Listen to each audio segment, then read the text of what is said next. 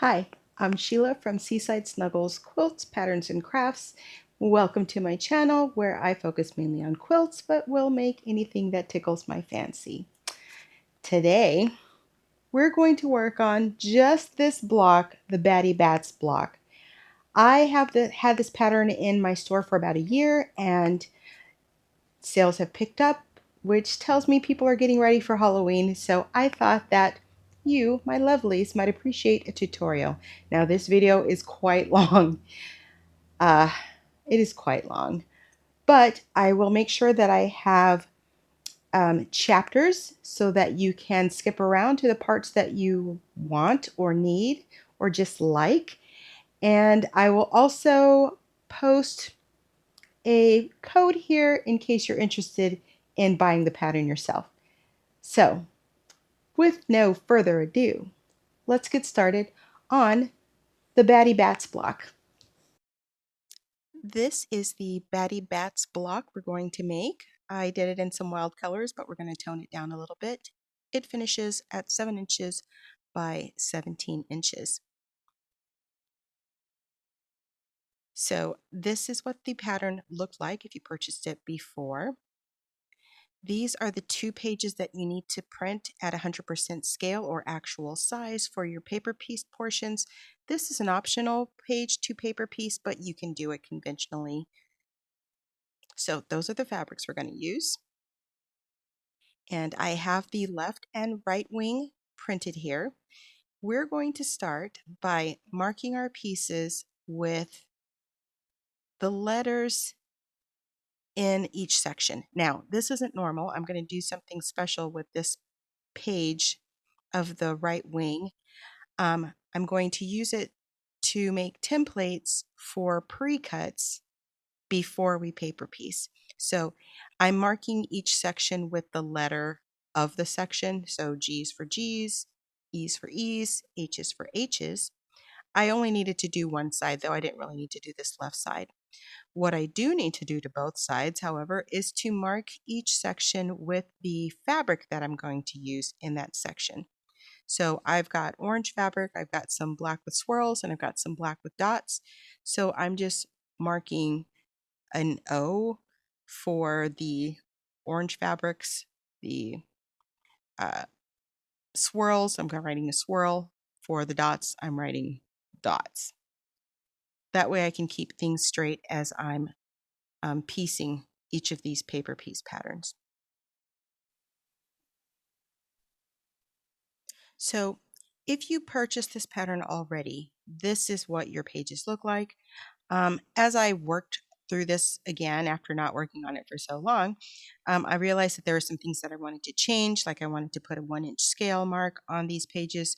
So if you download the new version, which will say version 2 on it, there'll be some scaling squares on there that you can measure and make sure that your scale is correct to get a 7-inch by 17-inch finished square.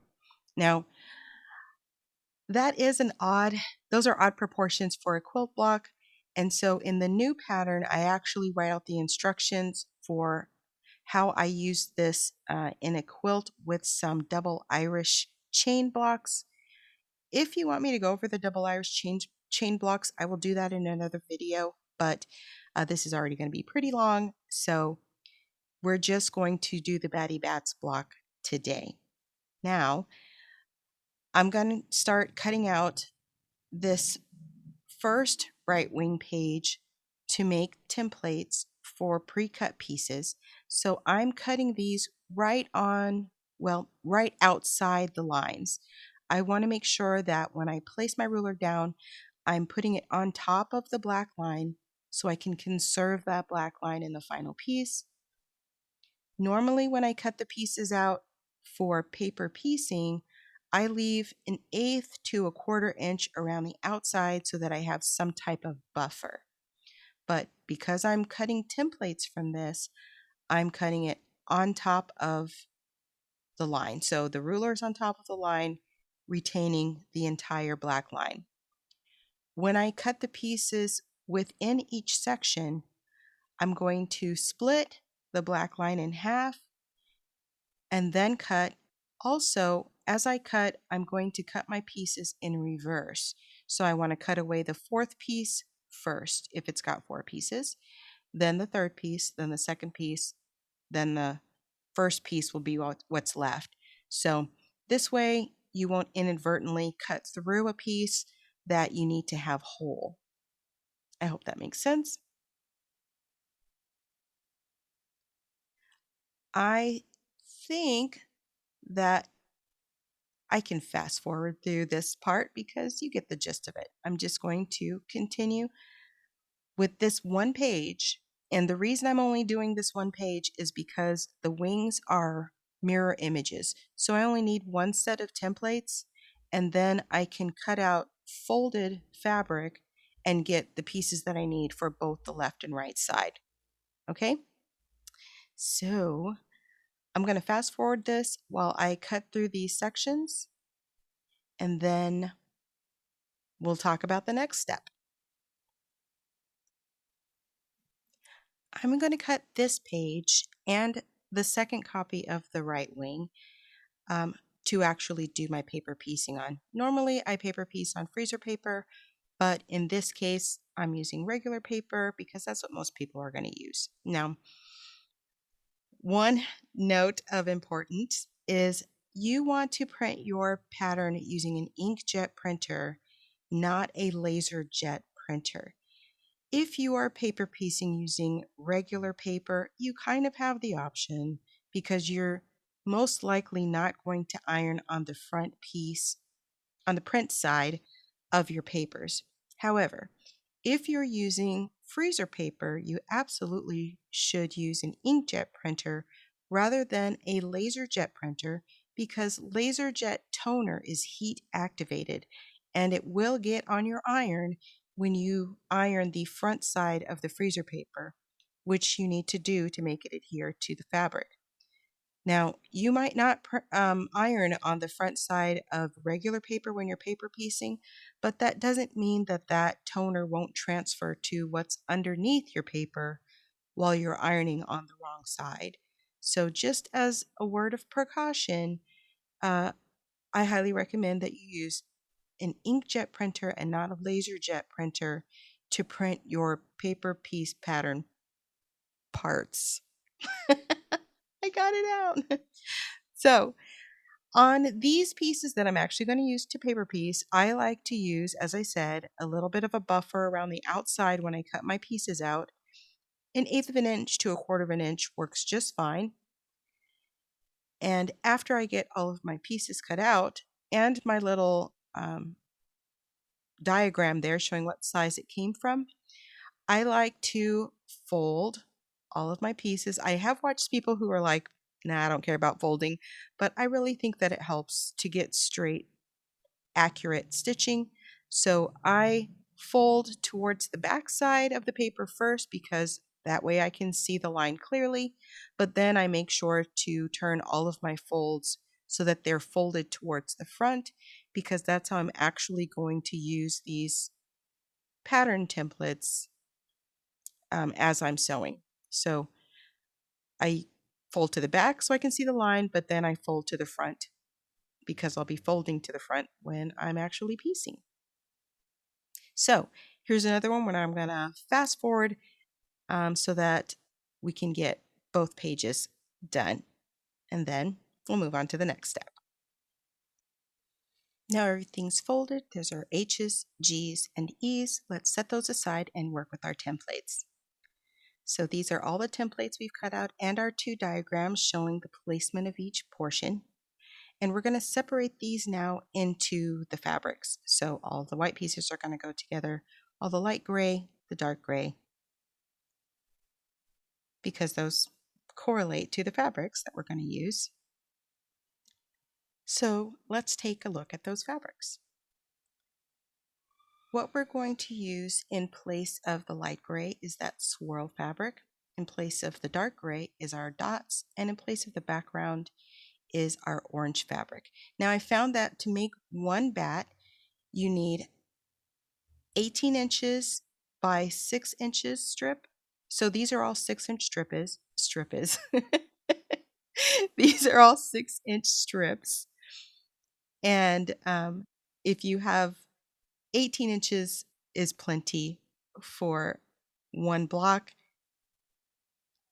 of the grays, but you would need like a full width of fabric for the background, which is the orange. So in this case, I have roughly, well, I have more than 18 inches because I used it on another block and I had more than 18 inches left, but a 6-inch strip, half width of fabric is plenty for one block for the bat itself, and for the background, you'll need a little bit more, about a full width of 40-inch fabric, 6-inch strip. Now, what I'm doing with my templated pieces, I know it's hard to see on this black, that's why I didn't start explaining yet, but when I get to the swirly fabric, it'll be easier to see. Basically, I'm placing my template on the fabric and giving myself a 1/4-inch buffer away from the edge of the fabric, whether or not it is at the edge of the template. How do I know if it's at the edge of the template? Well, it's got the dotted line there. The dotted line includes seam allowance, so you know that that's at the edge of that section of the pattern piece, I should say.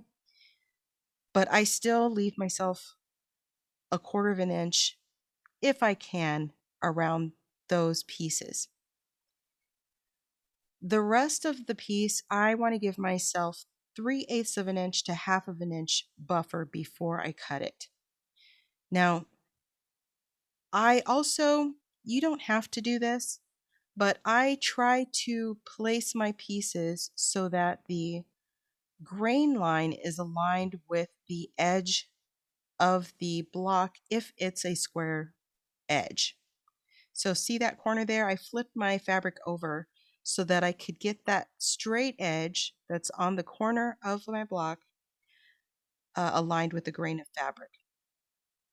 Once I get the pieces cut, I pin that section to that fabric so that I can compare it later and make sure that I can more easily get it oriented with my block when I'm placing those pieces, which you'll see. So see how I lined up that edge of the block with the dotted lines with my grain, the grain of my fabric. Then I cut the piece about 3/8 of an inch away from the edge to give me a little wiggle room, and then I just pinned it through. And these pieces are folded. I have them folded right sides together. We're cutting mirrored pieces, so it shouldn't matter if it's right sides together or wrong sides together, but just for my brain, I have it right sides together because when I place the paper piece pattern on the fabric, if I can read the fabric, if I can read the paper, so the paper is faced up, then you want to place the fabric face down. If you have the page folded, so you're looking at the back side of the paper when you place your piece, you want to have the fabric face up. Now, if you haven't watched my paper piece videos before, that might sound a little confusing right now, but we're going to go over that several times, so don't worry about it. This is a very long video. Watch it in pieces. Don't try to digest it all at once if this is your first time paper piecing, but we're going to go over it, so you're going to get it. It'll be fine. You're smart.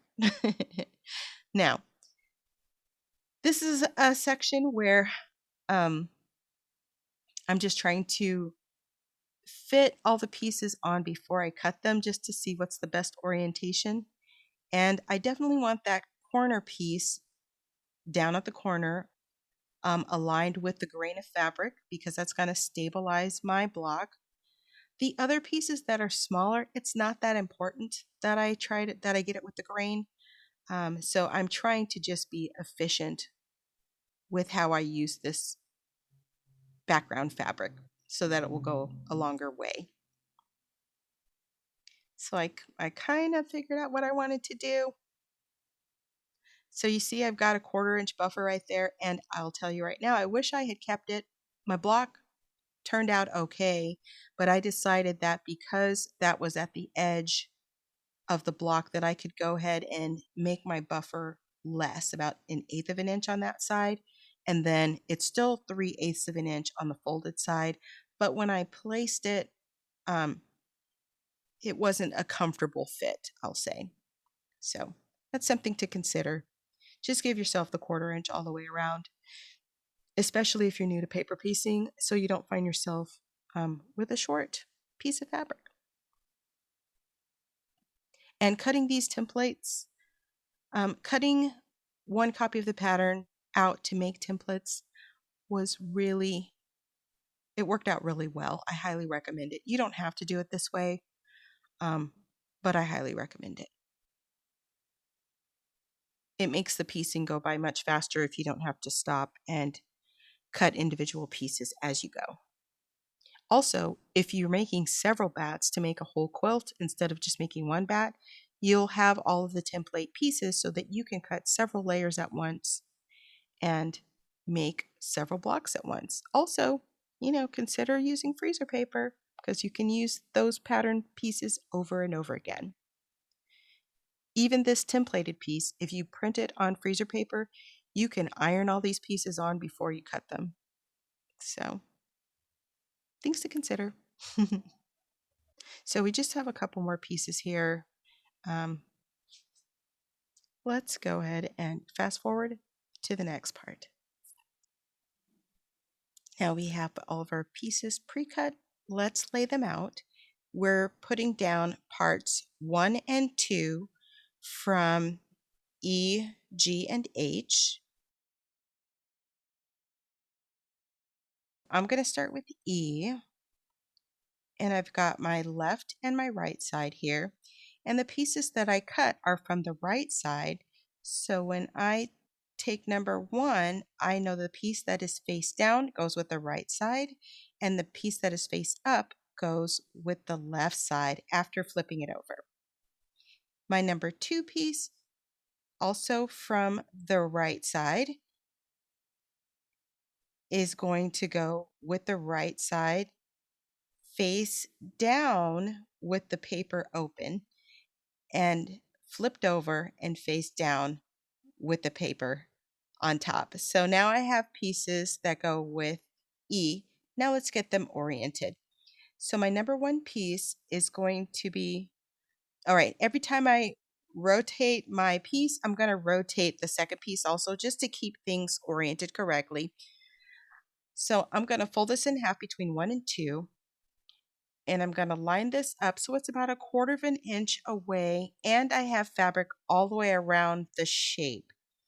It's an outside seam, so I know that it's the edge of the pattern, but I know that I have some buffer there. I don't necessarily need 1/4 of an inch, but I try to at least keep it on the paper.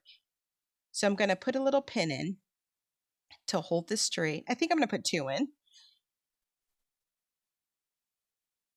just to hold that 1/4 of an inch from the fold. Now, my second piece for my number 2, I have my paper folded over, so the right side is down on my paper, which means I want my fabric to be right side up. Then when I position it, then I'm going to match the edge, which is 1/4 of an inch off the fold. And because I pre-cut it, I should have, see the shape here? I should have coverage all the way around that shape. You can see where the fold is there.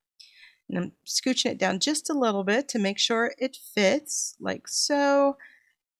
And now you can see here that it goes beyond the edge of the shape, even though the shape stops right here. And I could put my fingernail on the edge of the paper and check and make sure that I have 1/4 of an inch. And I do. So now I'm going to take the pins out, unfold it, make sure that I'm maintaining my 1/4 of an inch there and everything's straight. All right, looks good. Unfold the paper, and then I'm going to put my pins back in, making sure that I get through both layers of fabric. And I'm using 2 pins so it doesn't twist on me out of this position, that I maintain that 1/4 inch seam allowance. All right. Okay, looks good. Got my 1/4 of an inch off the fold here, and it's ready to sew. I just want to make sure that nothing gets folded under. Looks good. Let's do the next one. So same thing, I'm gonna kind of try to move my fabric over at the same time as the paper so I can keep, everything oriented correctly. We're gonna start with the number 1 piece. So that piece is gonna stay with the fabric face down, the paper's faced up. I'm gonna rotate both pieces to keep the orientation correct. Then I'm gonna set my fold so that it is a 1/4 of an inch away from the edge of the fabric. I'm gonna make sure that I have fabric coverage all the way around the shape that's number 1. Then I'm going to fold it, and I'm going to take a couple of pins, and I'm going to pin through the paper and the fabric to hold the first piece of fabric in place. Now you might want to use some glue or some double-sided tape to hold the first piece on instead of pins. Now my paper for piece number 2 is folded over, so I'm looking at the back side, which means I need to place the fabric right side up for this piece. I'm going to match up the edges of the fabric so that I maintain a 1/4 inch seam allowance for both pieces of fabric. I'm going to make sure that I have fabric all the way around the shape that is number 2. Then I'm going to take my pins out. I'm going to hold everything in place while I unfold the paper and then put my pins back in. I like to put my pins in away from my stitch line so that, if possible, I can just stitch on top of the line without removing the pins. If we were using freezer paper, I would have ironed this onto the backside of my number 1 piece, so it would already be like sticking there. I wouldn't need to put the pins in early like I just did, but I'd be able to keep it folded even without the pins, and then I would stitch right along the fold here.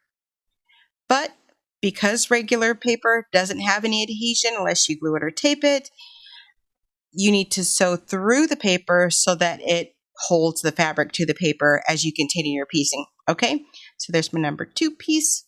Let's do H. So those are my H pieces. These are from the right side. I have these swapped. Let me switch them back.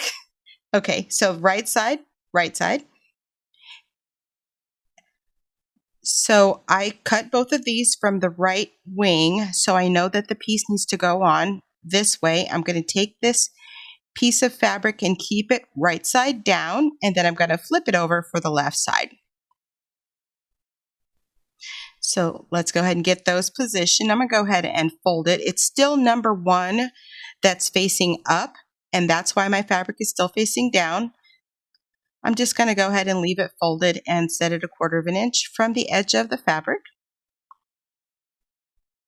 So the number 2 side is face down. Number 1 side is face up on the page, which means the fabric is face down. So just like this, paper was open, fabric was face down. So I'm going to get that to a 1/4 of an inch off of the fold again, checking to make sure I have full coverage. It's still folded. I want to put a couple pins in to keep it that first piece of fabric straight.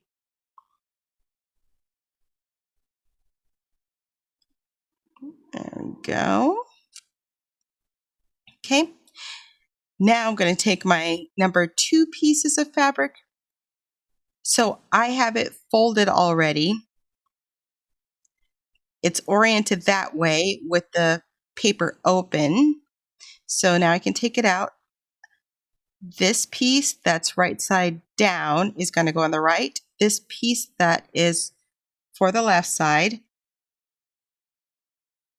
But I already have my paper folded. Yeah, we're good because it's already folded, and you can see how it's already the same shape as the piece that we're going to place. But now I'm going to flip it right side up. Remember, I had cut that so that that corner piece was with the grain, or that side piece is with the grain. Once I have it lined up, slide my fingers in there so it doesn't move and get these 2 pins in.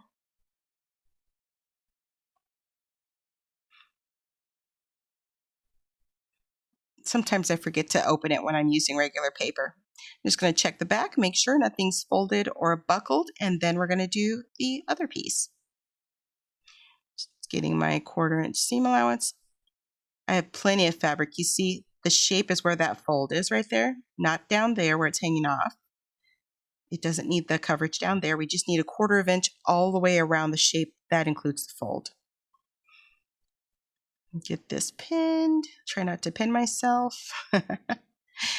And make sure that you get through both layers of fabric. Sometimes it's a little awkward.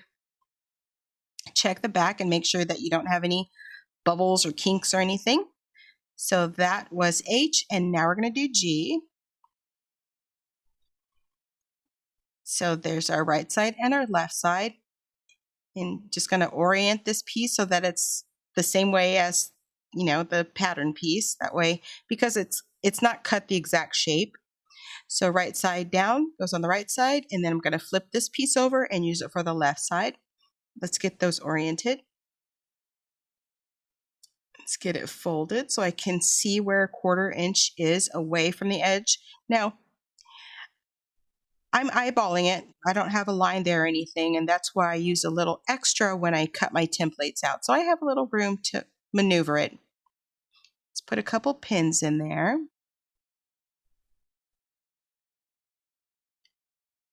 All right, let's do the other side. Folding between 1 and 2, getting that fold lined up a 1/4 inch away from the edge of the fabric. Make sure that I have coverage all the way around that shape, which is just a gray portion. And then with it folded, I'm going to put a couple pins in once more so that I can make sure that that piece doesn't move when I put the second piece on. So this piece I've cut in a way that I've got the long edge is actually kind of on the other side. I'm considering just flipping it over at this point, which is fine. If it fits, then you just make it fit. So I'm getting my right side and my left side, but because they're already folded, I'm going to go ahead and flip it over to the right hand side. Then I'm going to line up the corner. And now I'm like, I don't know, I might swap them around.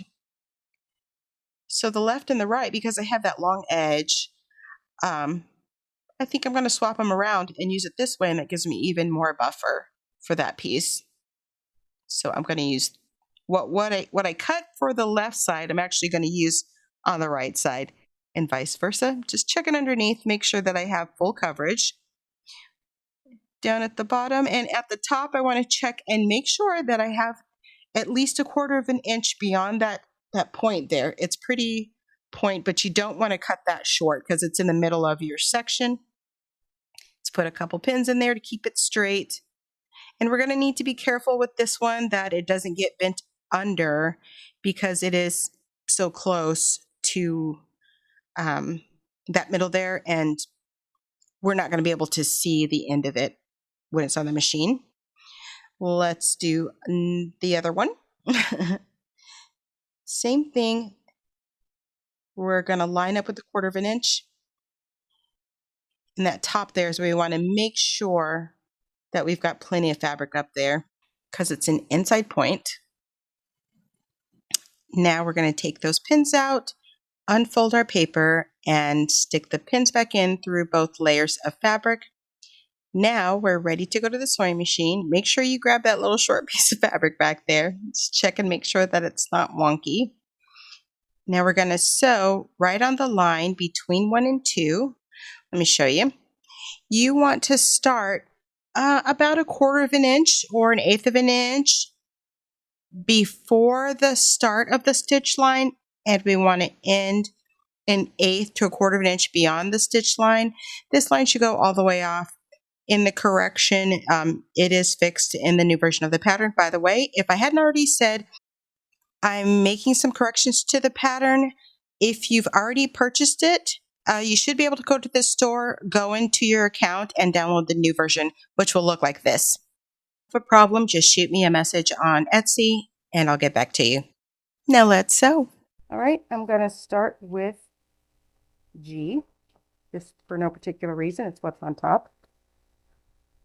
I want to check and make sure that my fabric doesn't get folded up. I'm going to raise my needle, give myself a little space to work here. Double check one more time that nothing's rolled up on me. And we are sewing between 1 and 2.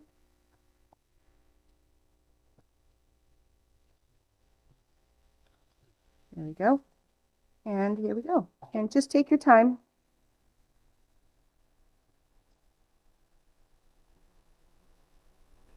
You want to sew right on top of the line. Let's do the other one. I'm going to raise my needle. I'm going to pull this out a little bit to give myself some space because I need to get this piece of fabric all the way in here. I'm going to make sure I didn't roll up my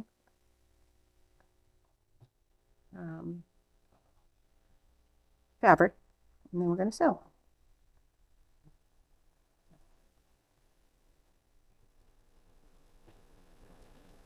Now, one thing I forgot to do that I'm going to do right now is I'm going to decrease my stitch length to 2.0.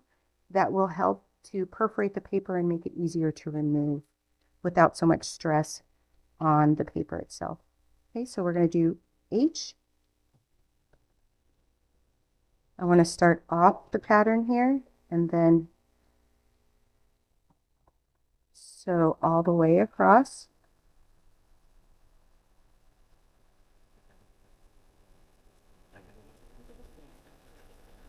Off the other side. Here's the other side of each. Pull my thread a little bit, so I'm going to pull this pin out. And we're sewing between 1 and 2, starting off the paper.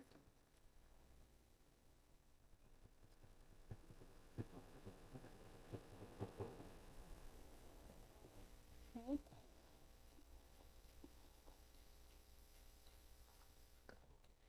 Pull this out a little bit. Now we're going to do E between 1 and 2. Make sure nothing's folded over here.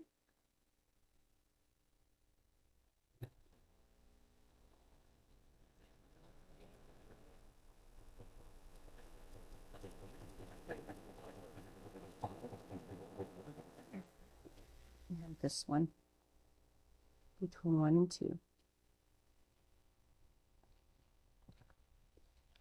Let's go ahead and get this up under here.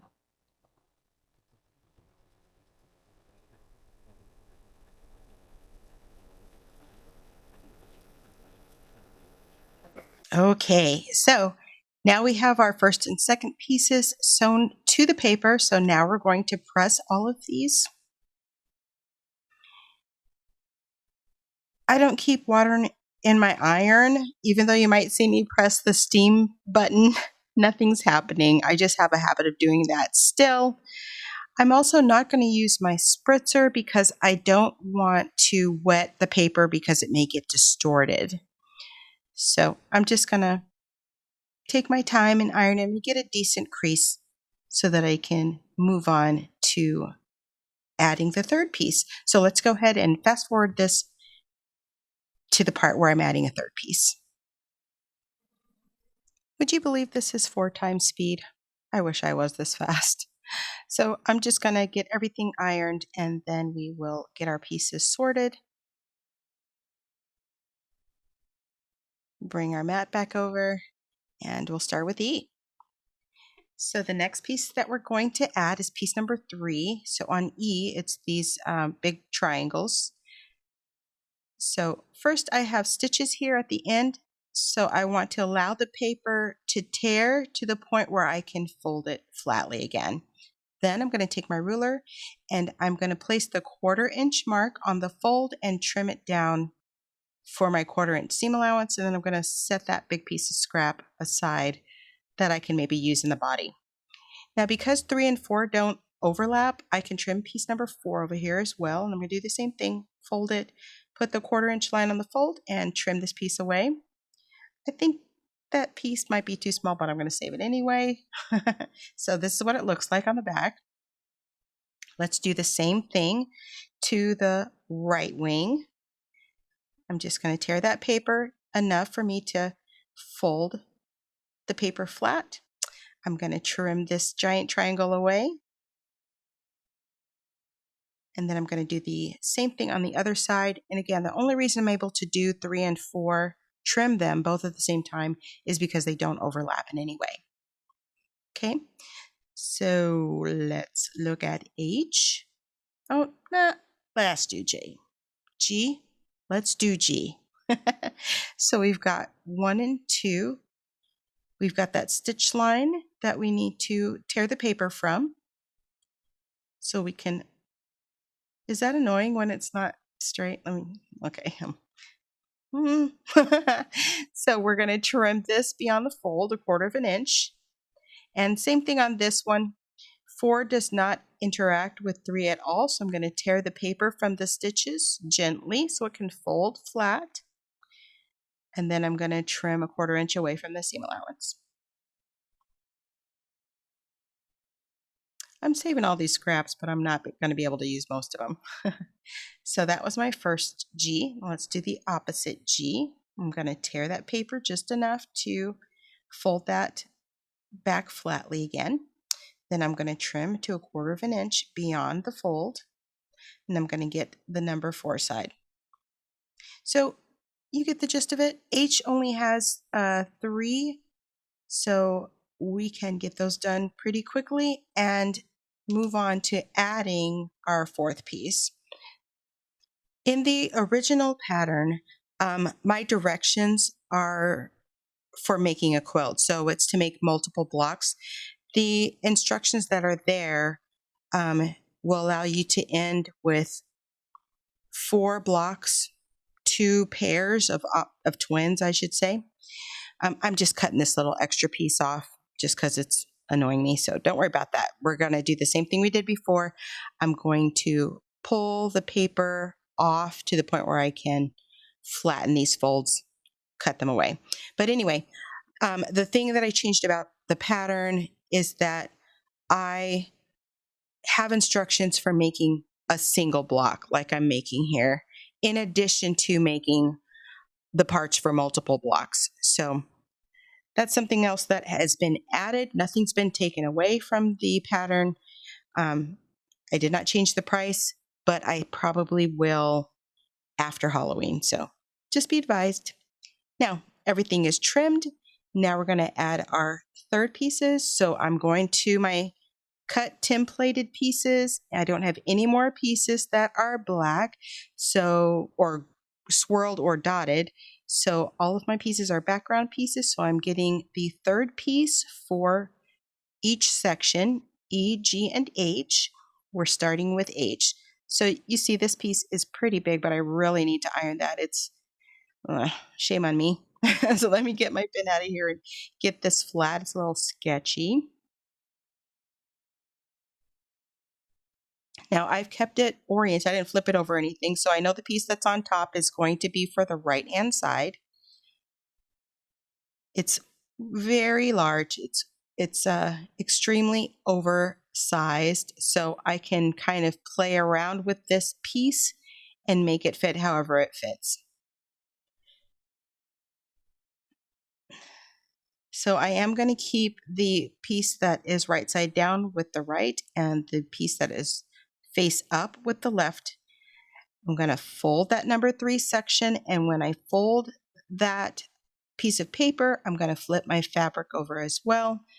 I'm going to get myself 1/4 inch away from the stitch line lined up with the other piece of fabric, and then I'm just going to fiddle with it a little bit and until I can make this section fit with 1/4 inch buffer all the way around the shape. And the shape goes all the way out to the edge of the paper this time.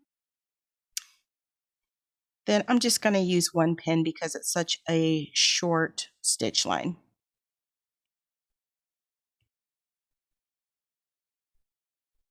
All right, so yeah, no second pin.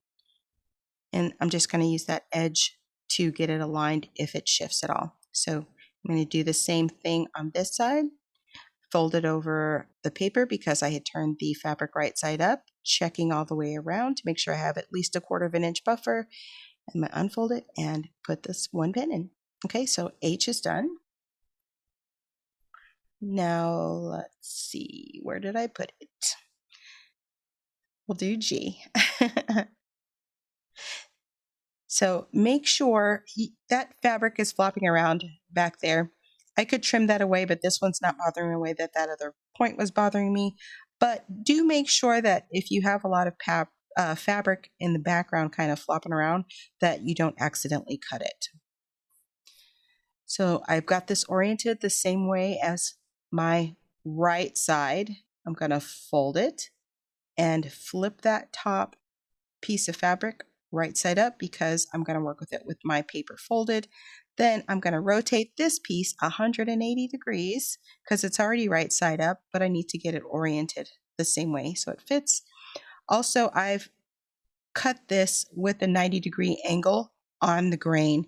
So that 90-degree angle will end up there on the 90-degree angle of the piece, and that will help to stabilize the piece. So now I'm going to line up the side with the fold so that it's 1/4 of an inch away from the fold. And I'm going to put 2 pins in this one because it's a longer seam and I don't want it to shift on me. Make sure that you get through the paper and both sides of the fabric and check the bottom to make sure nothing's kinked or twisted. So we're going to do the same thing with this one. And I think we're going to fast forward through E because you can see how it's done. So let's do that. Okay, so we have our 2 triangles that we're adding as part 3 on E, left and right. And I do wish, you see I barely have anything hanging off of there. So I do wish I had cut it a little bit larger. It worked out, but it's easier to give yourself some buffer early on and not worry about being short later. But fortunately it worked out because I have the buffer on the paper. So let's go sew. We're going to start with E. I'm going to raise my needle and my presser foot. And we're sewing between 1 and 3 because 2 is not touching 3. And we're going to sew from off the paper to off the paper. Make sure nothing's folded up under there. Okay. Now we'll do this one.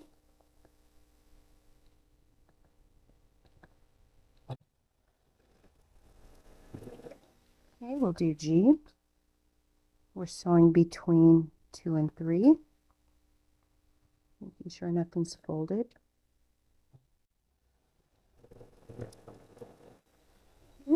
Stay on, please. Here's my other G.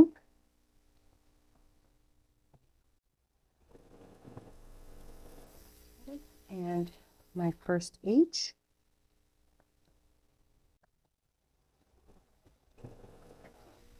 And my second H.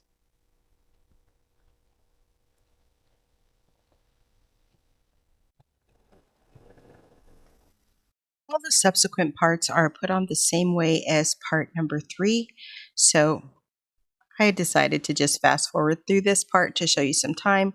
Remember, you can slow this down if you want to through YouTube to just see it a little more closely, but I'm doing the same thing I did before. I'm ironing all the pieces.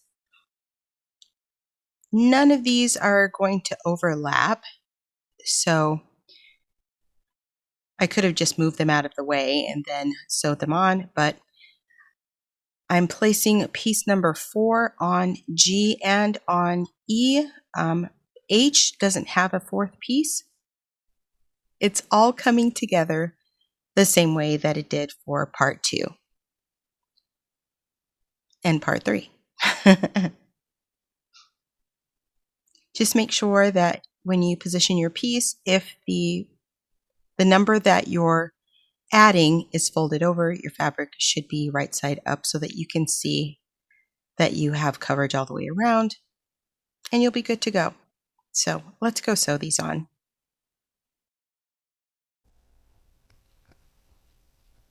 Again, making sure nothing slipped over, I can see it there, and we're going to start off the page and finish off the page. Here's my second E.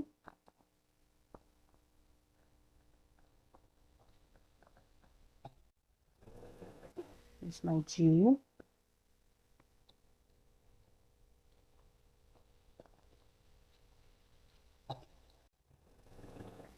And my second G. So that was my last piece for paper piecing on all of my sections for one pair of wings. Before I leave the sewing machine, I'm going to take my stitch length back to 2.4 in case I need to rip something later. So all of our pieces are on each of our sections. I would recommend that you save those little template pieces. If you're making a quilt, you can use them repeatedly to cut layers of fabric and get your blocks done faster. So I'm just going to iron these, and again, I'm still not using any steam or spritzes of water. I don't want to distort the paper. When I square these up, I'm going to cut them like I did the template pieces, in that I want to put the ruler on top of the black line so that it's not cut away. You should have all of your black lines on your pieces after you get them squared up.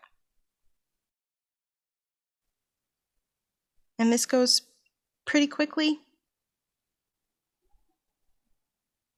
I try to do 2 sides at a time if I can by putting the corner of the ruler, in a 90-degree angle.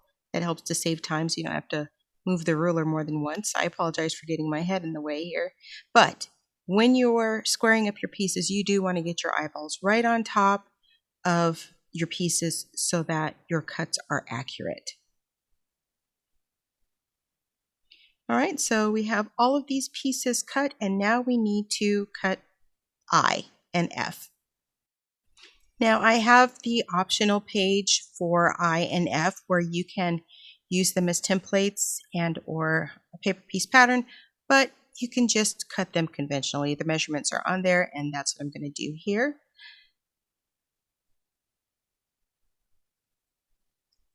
So we need a 3.5 by 4.5 and a 3.5 by 2.5. So I'm checking to see if I can get both pieces out of one 3.5-inch piece, and I cannot. I cannot, because one is 4.5 and I just don't have that fabric in the 6-inch strip, but I'm going to cut a second strip, so it's fine.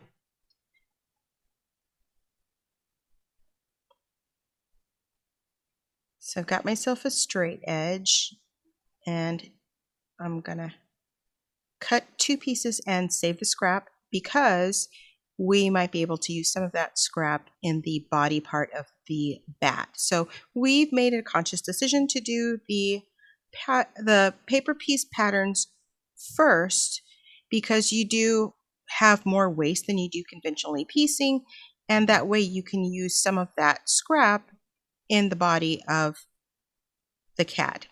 So we're cutting a 4.5-inch section from this piece, and we'll save that scrap. And then we're going to cut a 2.5-inch section from this piece.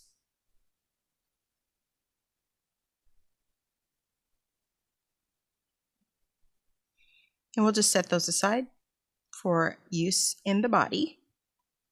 Next, we need to cut 2 small squares to snowball the smaller rectangles in the lighter color. So I'm like, look at my scrap there. But I don't think I'm going to use that. I think I'm going to use that again in the body part of the bat. So I'm going to hold off on using that right now. I'm just going to cut myself a 1.5-inch strip from this piece. And then I will cut 2 squares from this to snowball the smaller rectangles.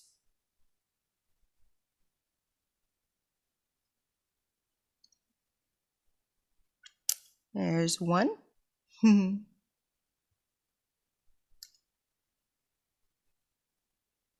And That is not even. Let's go the other side and establish a new 0 and then cut our second square. Okay, so we need to draw diagonal lines on each of these squares.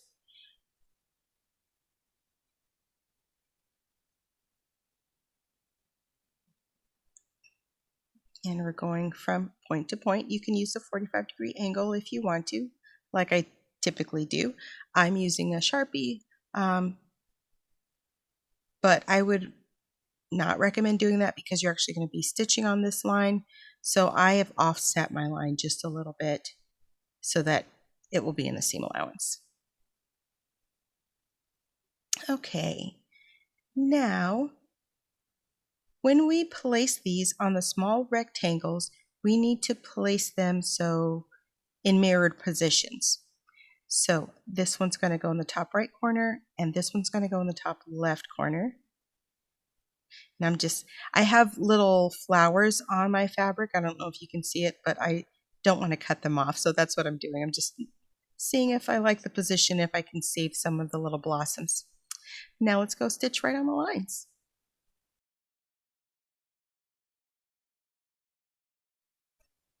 Okay, so we're going to do a little pressing and we're going to get our rectangles all flat and we're going to press our snowballs so that the corners meet up. That way we maintain our rectangular shape on each one of these. And after we get those corners pressed, then we'll get in there and clip away that excess fabric, those 2 layers that are extra beyond our seam allowance. And these 2 little pieces are too small for use in the body of the cat, so we'll get rid of those. Then I'm just going to press this again. I want it to be nice and flat. So these pieces are F and the large pieces are I. Now let's get our sections that are paper pieced. We're going to do a little adjusting. So we're going to start with E. Just getting myself organized here. Those are going to be pieced together, G and H. They're upside down. Let me switch them so the right is on the right side and the left is on the left side. And now we're going to remove, well, let's lay it all out so you can see the shape of our beautiful wings. Do you like bats? I love bats. I think they're adorable. Even the ugly ones, they're adorable. And very good for the earth. So here we go. We've got G and H, and then beneath it we'll go I, and E is in the center, and beneath it is F, E and F. This is how they're going to be sewn together, but we're going to make a couple adjustments before we sew them on. And I want to show that where it says right side, that is the right side faced up. And the left side's on the left side, face down. So the sides that say right side are actually for the right side. So if you wanted to play around with color placement, let's say that you wanted to make a rainbow bat and have the bat go from left to right, Roy G. Biv, then that would be important, right? Okay, so let's remove the paper. Generally speaking, I work backwards. So this piece has 4 sections, so I would start with number 4, then 3, then 2, then 1. It's not a hard and fast rule, but it does help you when you have lots of pieces to get them off more easily. Also, you might have noticed that I fold them over and run my fingernail over the paper to loosen up that perforation. And then when I tear the paper away, I don't pull it perpendicular to the fabric. I pull it to the side so that I don't put a lot of tension on the thread and loosen anything up inadvertently. If you made your stitch length 2.0, you'll find it pretty easy. Make sure you get the little bit of paper out of the top. If you left your stitch length at 2.4, it's going to be a little more difficult to tear the paper, but not impossible. Just be careful not to put too much stress on your threads. Now here, we want to make sure that our points match at the top and bottom between E and F at 1/4 of an inch so that we have a smooth transition. I'm just going to rotate them so that I can pin. I like to pin with it at the top. I'm going to use the 2-pin method again to line this up. I'm sticking a pin in at 1/4 of an inch from the edge of the fabric on each piece of paper through the seams. I'm just lining up the 90-degree angle over here to the left so I can make sure that those are coming together right. I'm going to pull the pin tightly, and then I'm going to put another pin across that first pin, and then I'm going to take the first pin out. I'm just making sure that things line up and will lay flat. I do want to say that you can kind of hope and sew these as well. They seem to work out well, even if you're not pinning meticulously. So if it's not your jam, skip it. But I'm going to do this. I'm going to use the 2-pin method again. I'm sticking the pin down vertically 1/4 of an inch from the edge of the fabric and get my pin in there. Now I took that vertical pin out first. I was holding it really tight, so it worked out. All right. Okay, so now E and F are ready to sew. I'm going to put them on the sewing machine. Let's get G. We're going to do a little work on this one though. I'm going to take the paper off the same way, just scratching or folding that edge, doing it in reverse, 4, 3, 2, 1.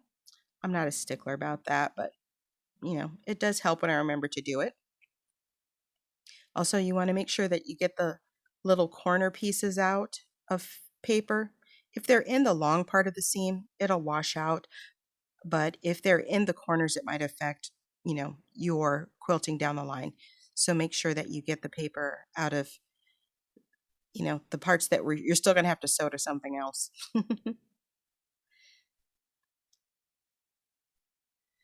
So what we're going to do with these is we're going to, well, I guess we're going to do these both at once. So here is H. We're going to take this paper off as well. And see how I didn't fold that? Well, the paper didn't tear at the perforation, so it's a little more difficult for me to get the number 2 off. So I do recommend folding it, giving a little scratch on the perforation so that the paper comes out more easily, and pull it out horizontally, not vertically from your stitch line. That'll put less pressure on. All right, let's get that out of there. One more piece. So this time I'm going to fold it. See how much easier it came out than the other side.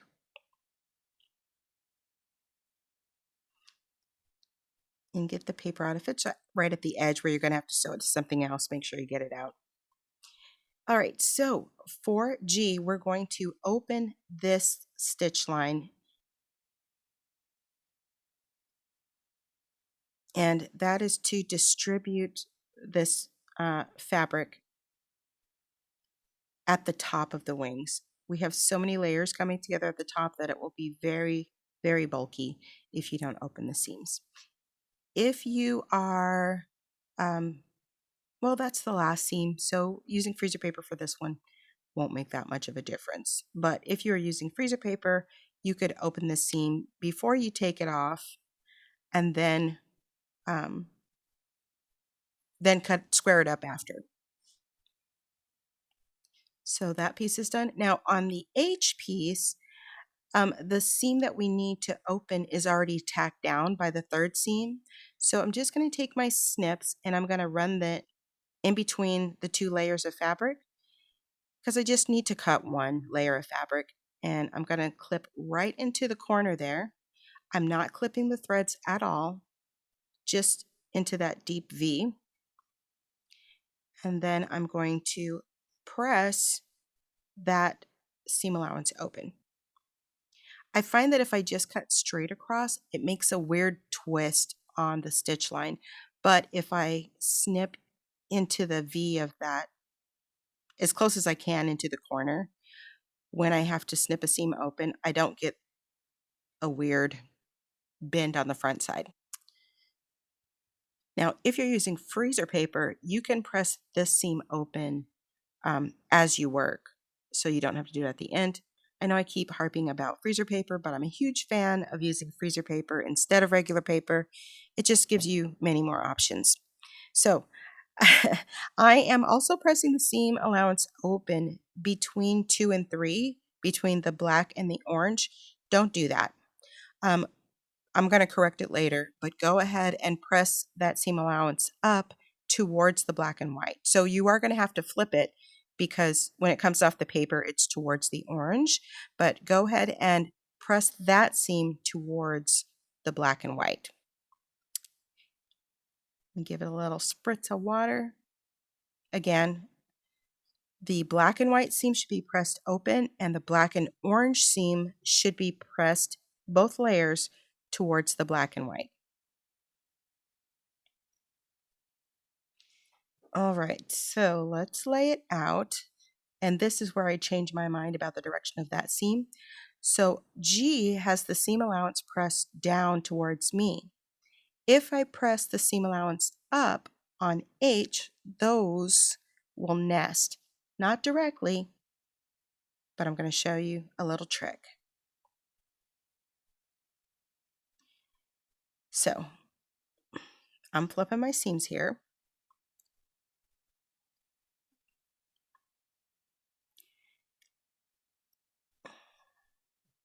And to kind of, if you've pressed Y seams before, it's going to kind of work like Y seams, where we're getting one part aligned or nested.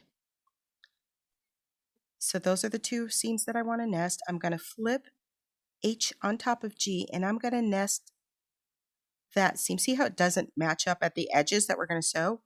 But those two seams will nest. I want to make sure that at the edge of the fabric is matching as well.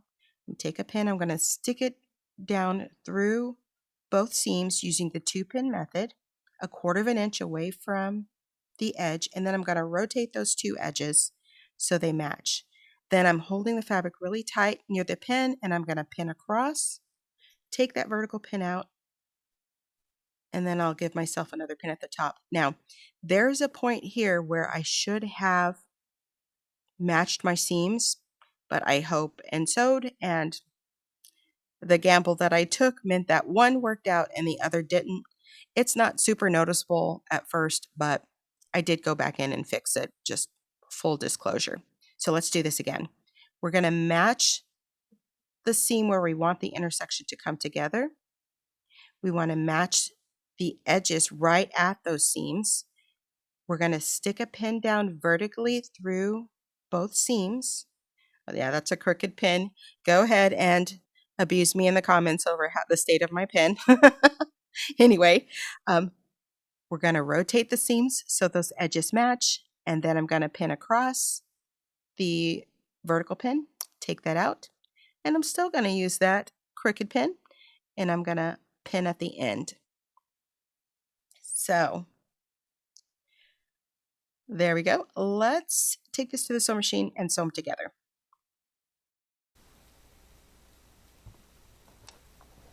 All right, so here is my E and F.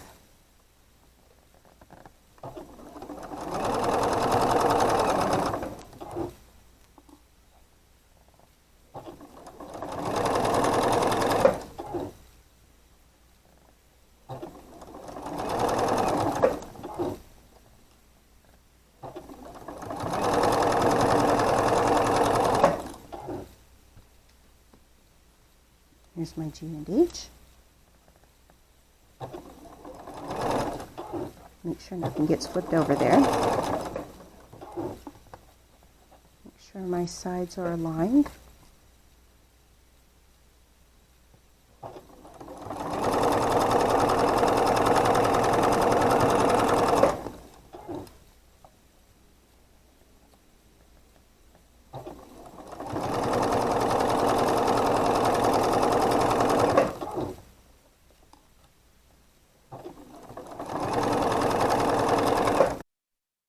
Okay, let's take the pins out and then we're going to press these.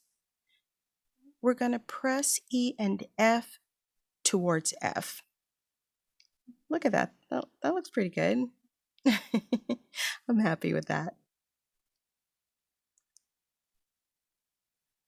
So nothing special here, but I do like that, you have a smooth transition there.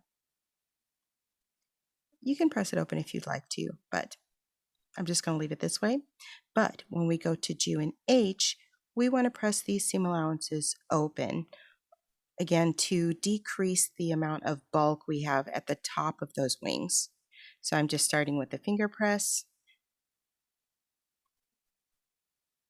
See how nicely the transitions went there? I like that. So I'm just going to use my finger to open the seams up and then I'll apply some heat. Right there. And the top there is where we really want to get it flat if we can.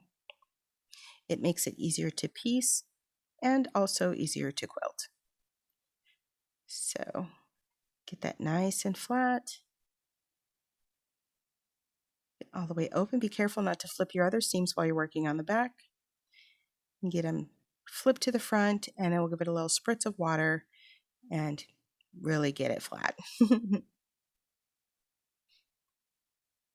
But see how our little trick turned out to get a nice transition, a nice intersection where those come together? I like that a lot.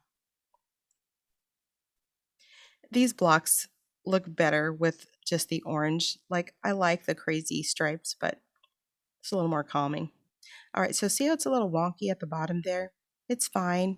Our cut pieces are straight, so I'm just going to use the straight edge as my presser foot guide when I sew these together. So I'm just going to get myself lined up on the right and left and kind of split the difference for that wonky edge. And I'm going to compare it to the left side to make sure that the amount of space at the top is the same. I'm lined up left and right, and now I'm ready to sew.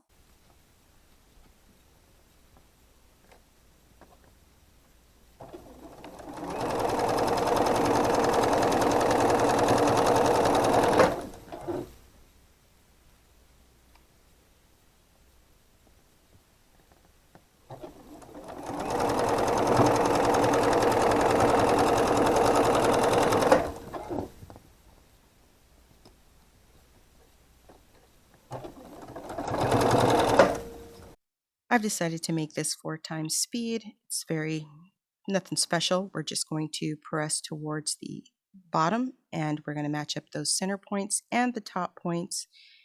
Get this sewn together. I did not line up the top points like I did the center point, so I end up having to correct it, but pretty straightforward using the 2-pin method, and let's go sew. So this side is straighter, so I think I'm going to actually sew from this side. Take this pin out. Okay, I'll put this one. I'm going to make sure that I'm up to the top.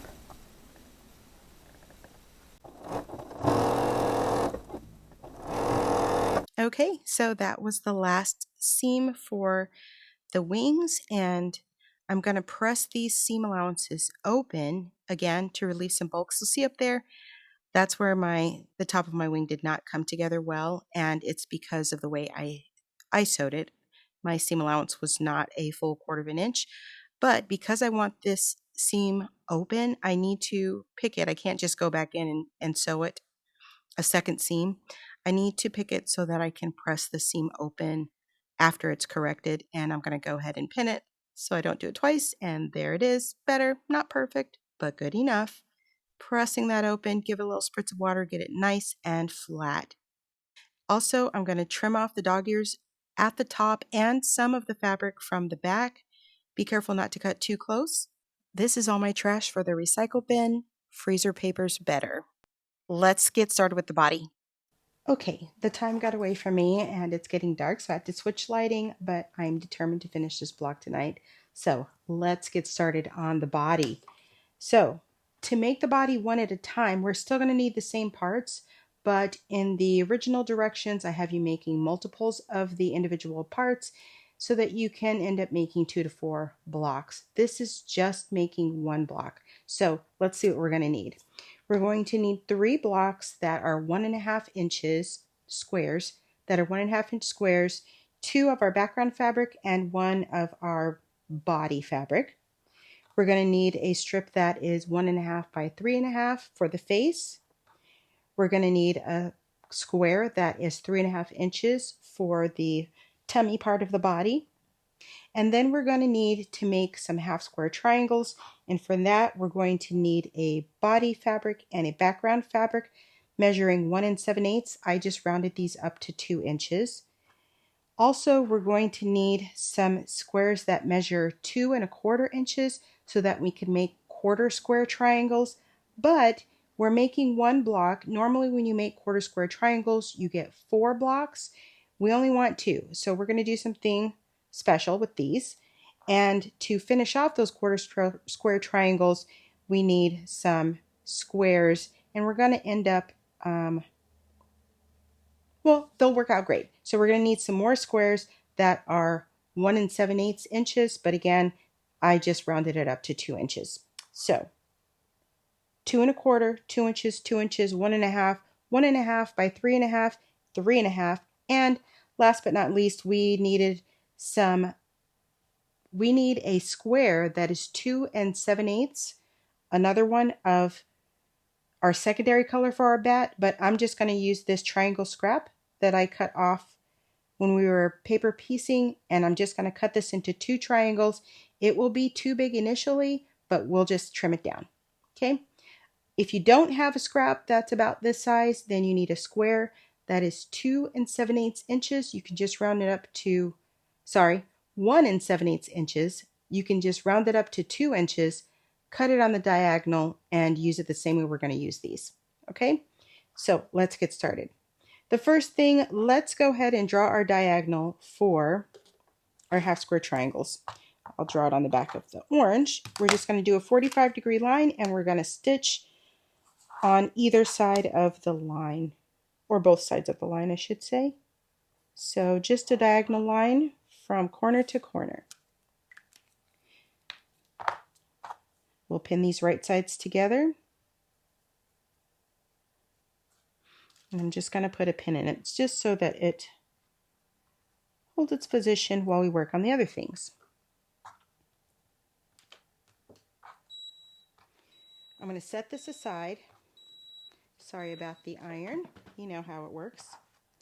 Then we're going to do a little work on our quarter square triangles, but we need 2 different types of quarter square triangles. So what we're going to do is we're going to stack our 3 2 1/4 inch squares, and then we're going to cut them on the diagonal.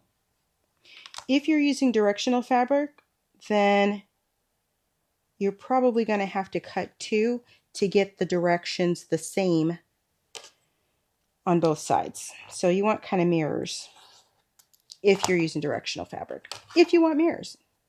So we have 3 and 3 triangles. Now we're going to pair these up. And our first pair is going to be a background piece with a cat body piece. And then our second pairing is going to be a second color for our cat body with the first color for a cat body. Okay? We're just going to stack those on top of each other and sew down the long side.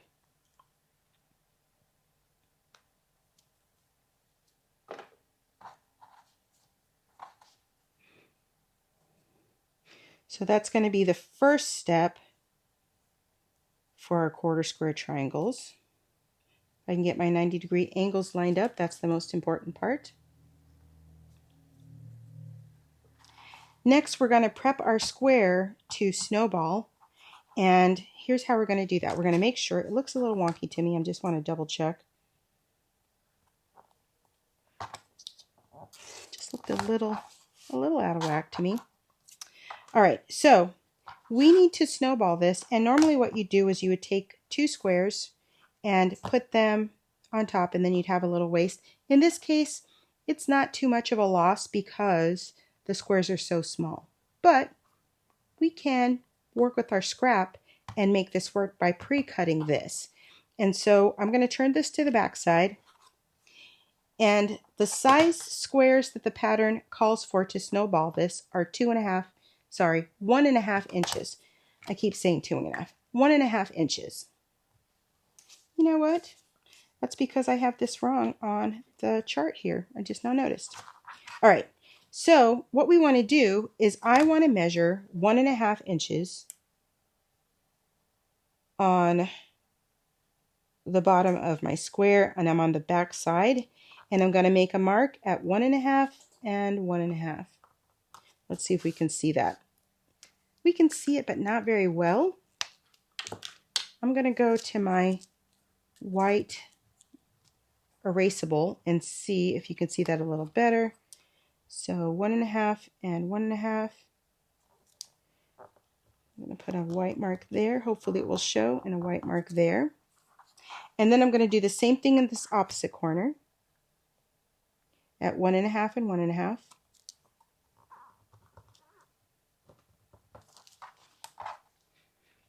Those are very hard to see. I might have to do this on the front. Let's do it on the front.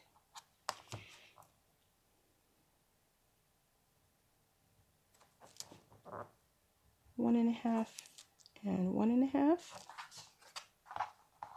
And do the other bottom corner, so you're doing right next to it, not catty corner.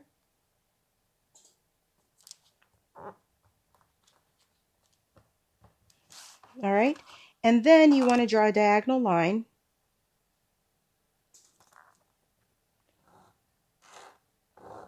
at that 1/2 inch spot. We'll get this other side as well, right at the edge of the fabric.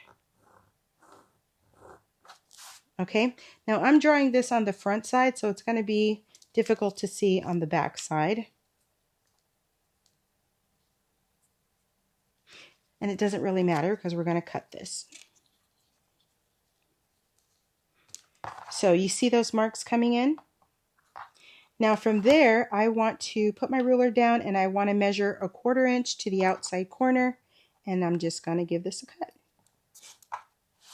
And then I'm going to do the same thing on the other side. I'm going to measure 1/4 inch to the opposite corner. And I could use my 45-degree mark to make sure that I'm lined up with the side there. And then I'm going to give a cut. Okay, so now this is ready for me to sew whatever corners I need to sew on here. And I'm going to take this scrap and I'm just going to cut it in half. I want a 90-degree angle, even though I'm going to trim it down. Now, this is on grain, so I could put it this way, and I think I will. As a matter of fact, well, I'm not sure it's long enough, so I'm just going to use the whole thing, and I'm going to sew each side on. I'm going to start with this one. And if you're wondering why I'm using the short side, again, I'm using the short side because it's on grain. So I'm just going to check and make sure that I have enough of a dog ear here. One other way to check that is whatever side you're going to use, put your ruler on there and slide it up until you're at 1/4 inch. And then you can dock your own dog ear, and then you have a place to line it up, and you're going to line up the left side of the dog ear. Okay, so there's another way to do it if you want to, but I'm just going to eyeball it. So I'm going to have this ready to sew, and I'm going to set this on the machine for the second side. Actually, I'll just set it here because we're going to come back. So let's go to the machine. We'll sew this together and we'll sew our other pieces together that we've started. Okay, so I'm going to sew these triangles together first for 1/4 square triangles.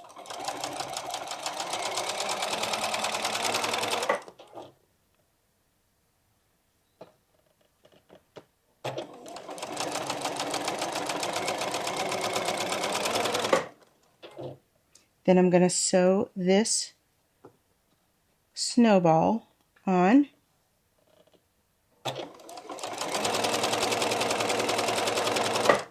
Then I'm going to sew up this half square triangle, sewing 1/4 of an inch away from the line that I drew.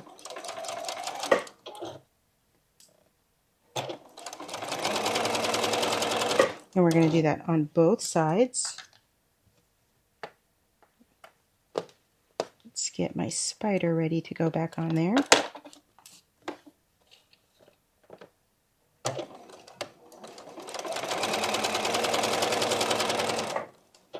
And my spider.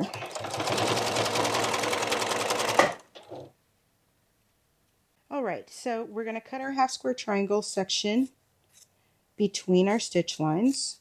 Those will press to the dark. I'm going to take these pins out of our other half square triangles that are a little larger.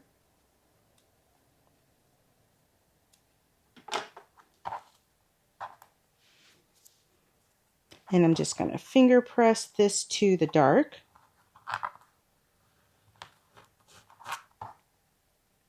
And then I will sew this one on as well, making sure I'm doing it opposite. So I'm going to put that on the machine to sew. We're going to trim it up, don't worry about it. These we're going to press to the dark. These are our 2 ears.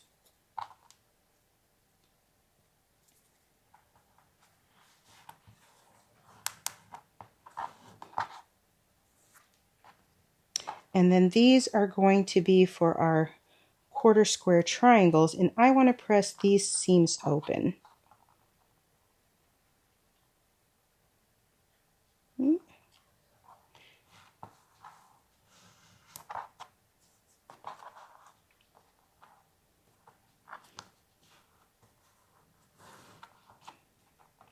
All right. Open, open.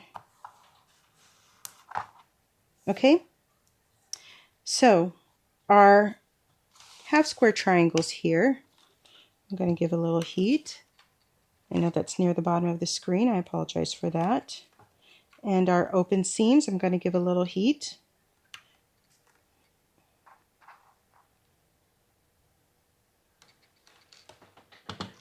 And then we're going to do a little squaring up. So these should be squared up to 1.5 by 1.5.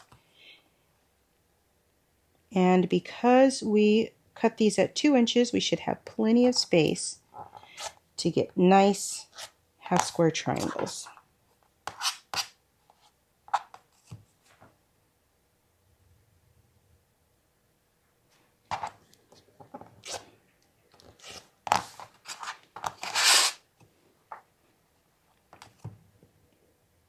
You just want to make sure that the line passes through the 0, 0 and the 1.5 before you square it up.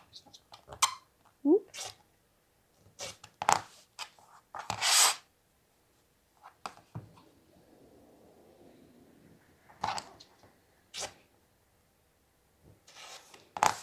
Now that we have those squared up, we'll set them aside.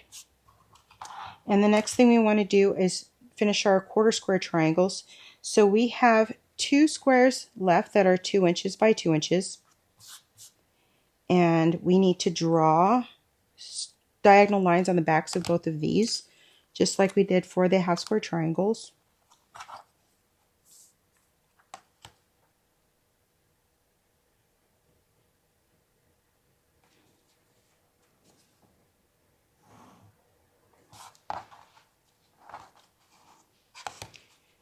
And again, if you're using directional fabric like I used with my stripes, you're going to have to take that into account.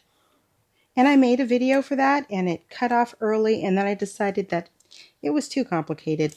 But if you're interested in seeing what I had to do for the stripes, let me know.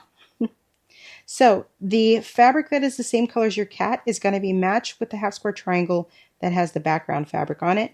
You want to place them right sides together with the diagonal perpendicular to the seam. Okay, and we're going to sew those together. I'm just going to put a pin in this and set it on the machine. And then this piece that has the background is gonna be placed on top of our two back colors perpendicular to the seam again.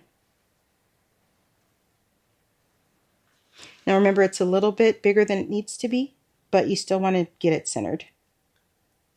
So, okay. Now we'll go sew these on either side of the drawn line. So I'm starting with my part C and snowballing this square. Okay. Then we're going to sew this part. Try to keep our open seam from flipping over.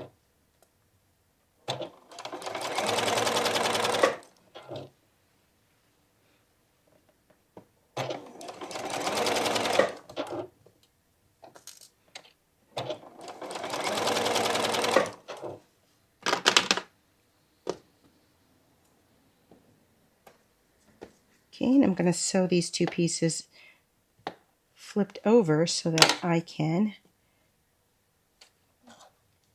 manage my seam allowances, and I'm just going to make sure that I'm a 1/2 inch from my first seam.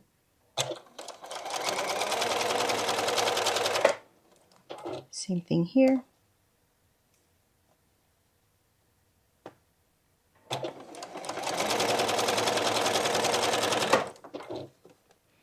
And put my spider back on. Let's see what we've got. So I'm going to cut these apart, and I'm going to cut them between my stitch lines. Same thing here.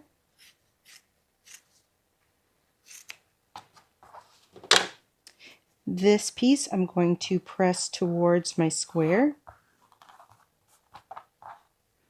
and I'm going to give it a press.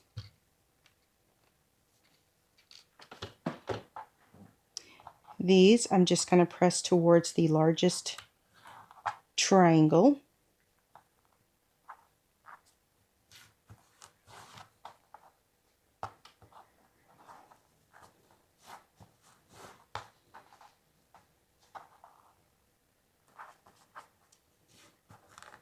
And we'll give all of those a little press.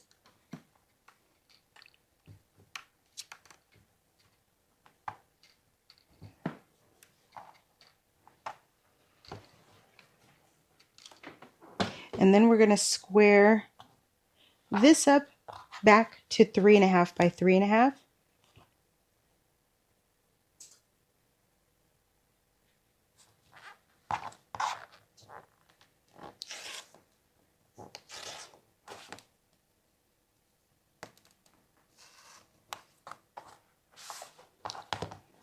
Okay.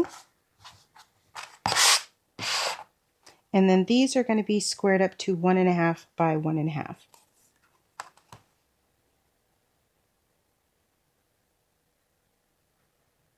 And I just want to make sure that my seams are hitting at 0, 0, and 1.5.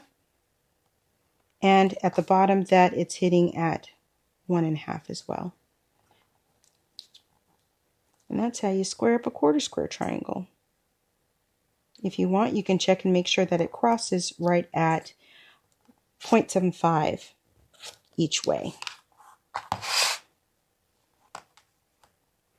So 1.5 by 1.5. Skip this one. So I'm putting my 0, 0 at this intersection, my 1.5 at this intersection, and my 1.5 for this should be on the line as well. So we're hitting all 3 spaces, and that should put the middle in the middle, which is 0.75.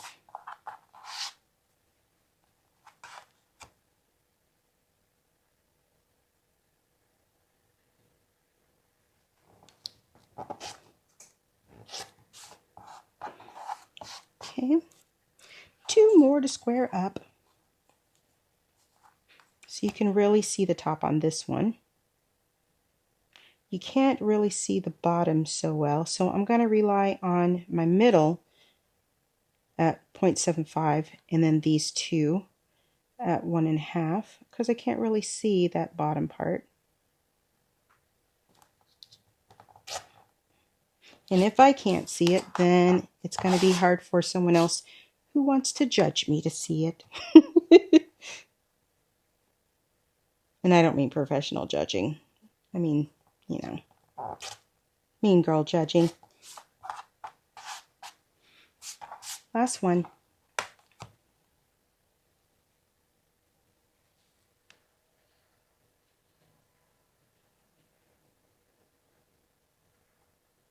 Okay. I try not to get my head in the way, but I feel like I just got it in the way, and I apologize if I did.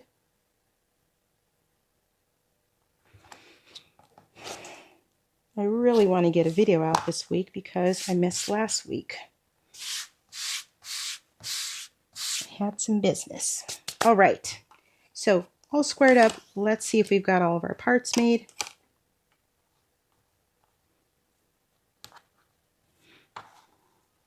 I'm going to start with my ears, which are my half square triangles. These. So it's going to be like this and like this with a background square in between. That's a 1.5 inch square. Then we're going to have our 1.5 by 3.5. Then we're going to have our nose pretty much. And we're going to have our 2 quarter square triangles. Now you have a big triangle and a small triangle that are the same fabric. The big triangle goes up into the inside. That makes the jaw kind of, and it puts the neck in the background. This one is the opposite. So this one has the jaw and the neck, right like that. Okay, now the body will go on. Then we have a space here between the legs and the little triangle, that's your little footsie, and the bottom of the wing here. And here's your little footsie on the inside and the bottom of the wing, and the big triangle should be your background. Okay, so this is how we're going to put these together. I'm going to take these 3 rows and sew the right sides on. And we'll take those to the machine.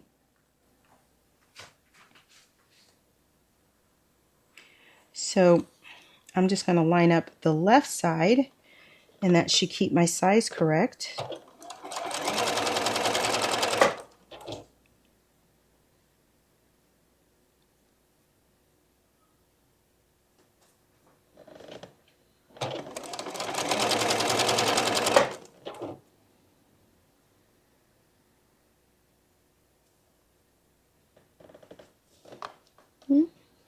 A little skewed.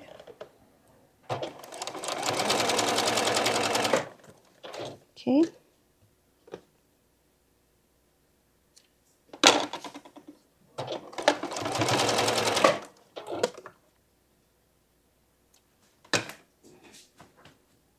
Now I'm just going to finger press these. I'm not even going to cut them apart.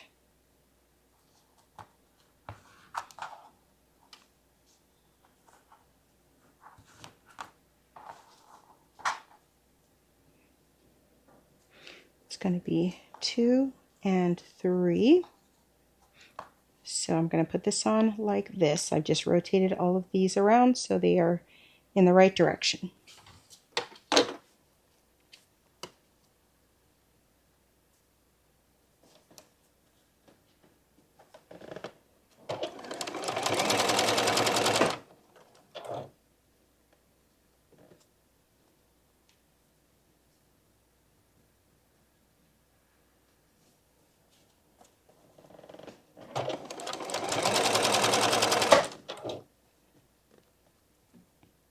My ears like that.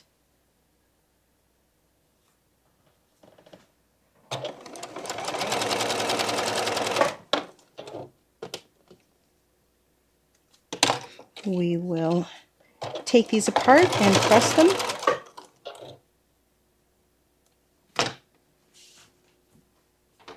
So I'm going to snip these.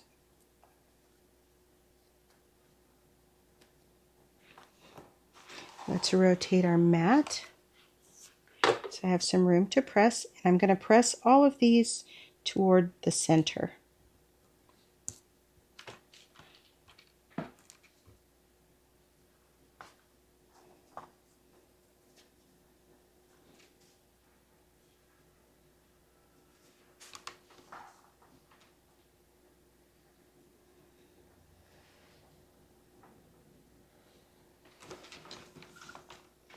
Okay, so my little ears are going to go on like this. My face, make sure those big triangles are on the top, is going to go on my body. So the face, the jaw is up here. And then we'll get this on the next pass. I'm going to sew this first so that I can take it off the machine.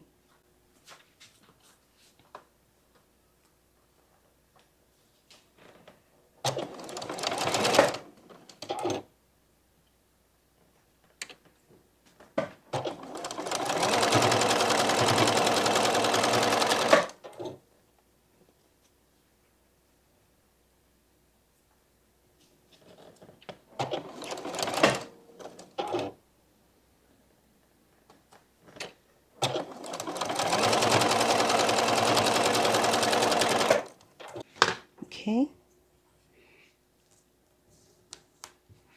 Now this is going to go on like this, and these should match up, but these fabrics are so busy, I think it's going to work out. I'm just going to sew it on.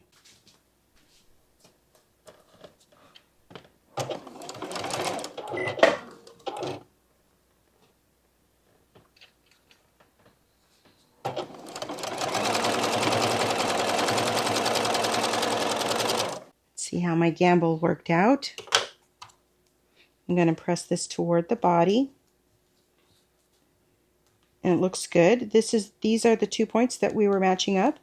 I've got my 1/4 inch on the edges, 1/4 inch on the edges, and I'm going to press this towards the eye section of the face, even though there's no eyes, and this is going to be sewn to the top.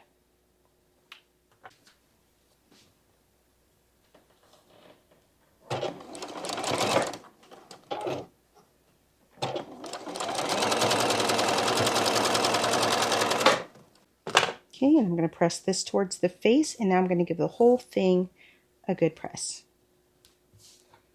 How cute is that little body?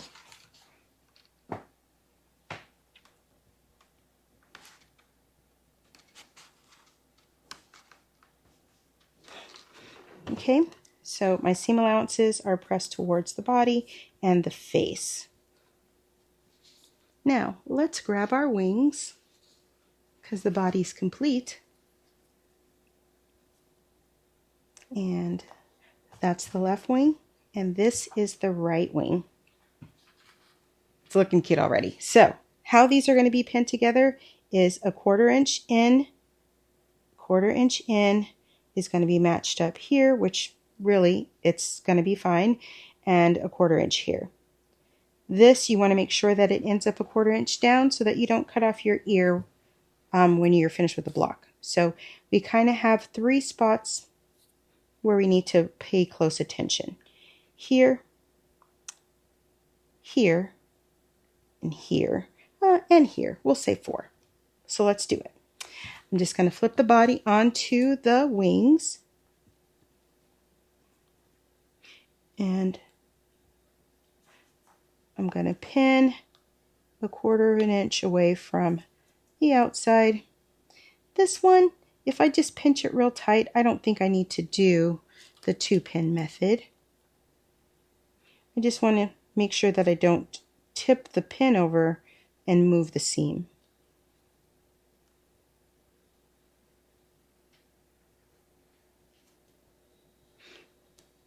So I actually took the pin out, but I held it pretty tight there. And then here should be fine as long as I'm at a 1/4 inch, and I can see where that is. And same thing here. As long as I'm at a 1/4 inch, I can see where that is. So the only thing that's looking a little weird is this middle part. So I am going to use the 2-pin method on here. So I'm right at that bend, And here I should be 1/4 of an inch in. There, now it's flat. I'm just going to pinch it real tight and pin. All right, let's go sew this first side on. You know what? Why risk it? I'm going to stick this in, and you can see the intersection here, and it should come right out of that section, and then we're going to stick this in 1/4 of an inch in, and I'm going to pin across. I'm getting a little kink there from tipping it over that I don't like. So there we go. Let's go sew this. I did something weird with my feet because it's really sticking off there, isn't it? I'll square it up after.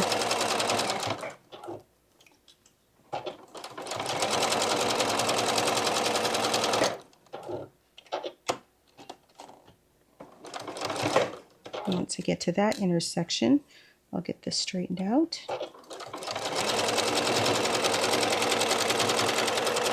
Let's take a look.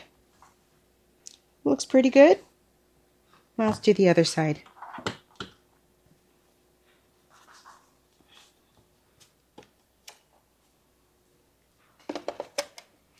Collect some of my pins up here.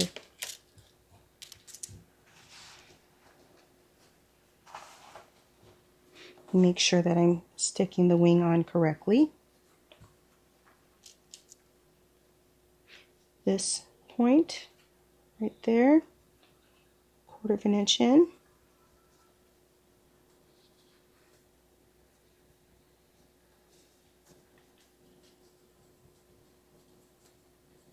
Let's make sure that that is matched up at the top.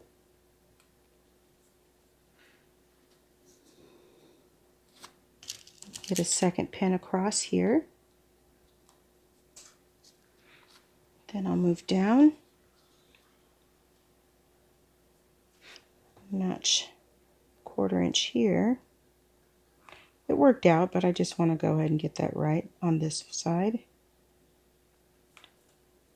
Okay, pin across that. And right at this intersection here, should go through a single layer of fabric. And here, 1/4 inch in, should also be a single layer of fabric.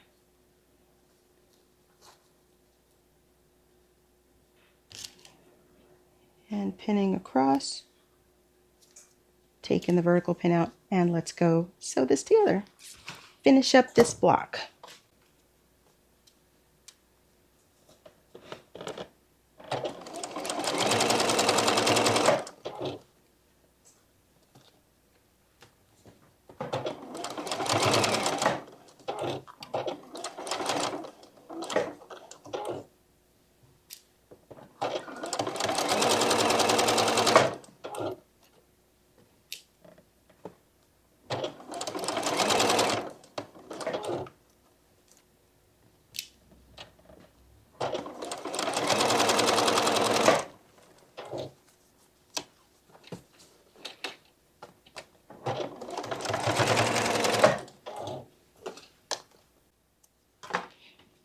All right, that is it. Hopefully we don't have to make any corrections. Let's take a look at everything. Yay! And I like to press my seam allowances open for these two, just to give it a nice flat look. I'm going to press them out first. Then I'm going to press them. They actually are fine to leave to the sides, but I'm going to go ahead and press them open.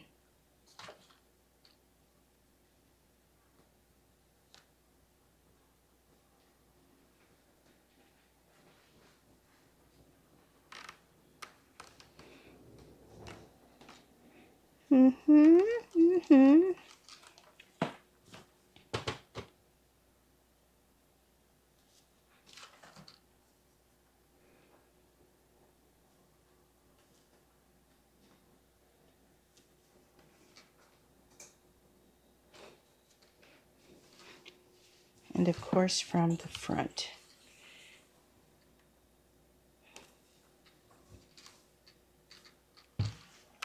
I think it looks better with a less busy background, don't you? So there's my finished bat block. Here's the first, my wild one. I was feeling wild, but I was playing with directional fabrics. And I did both of them with a dark body and light accents, but you could also do them with a light body and dark accents like I did in the two quilts that I made. I made one with albino bats and another one with black and gray bats, all in solids. So these are my bats. I hope you like them. I hope you'll give the block a try. I will leave a link in the description to the pattern, and I will put a QRF code right here. So that's how you make the Batty Bats block. I think it turned out very cute. I did want to use printed fabric for this tutorial so that you could see the front and back sides of the fabric as it was placed. If you have any questions, please leave them down below. And if you liked this video, even though it was very long, a like would go a long way, a subscribe even further, and of course, I appreciate you just for watching. So, I will see you in the next video. Thank you so much for watching. Please like and subscribe. See you soon.